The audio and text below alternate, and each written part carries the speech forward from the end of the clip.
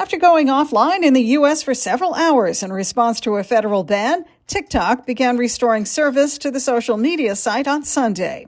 Who in this audience goes with TikTok? Many? Yeah, very popular. On the eve of his inauguration, Donald Trump said he would help keep the app from being banned upon returning to the White House.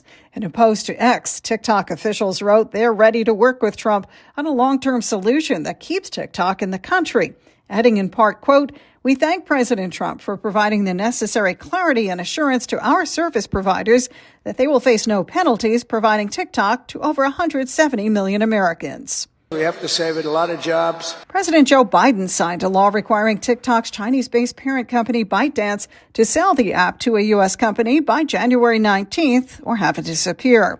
The Supreme Court unanimously upholding the law, and many lawmakers on Capitol Hill said TikTok poses national security threats. Even Trump himself talked of banning the app in 2020. But in a Sunday post on Truth Social, Trump wrote in part, quote, "I will issue an executive order on Monday to extend the period of time before the law's prohibitions take effect so that we can make a deal to protect our national security." Meanwhile, Trump says he also wants the U.S. to have a 50% ownership position, writing in part, quote, "My initial thought is a joint venture between the current owners and or new owners, whereby the U.S. gets a 50% ownership in a joint venture set up between the U.S. and whichever purchase we so choose." Sue Guzman, Fox News.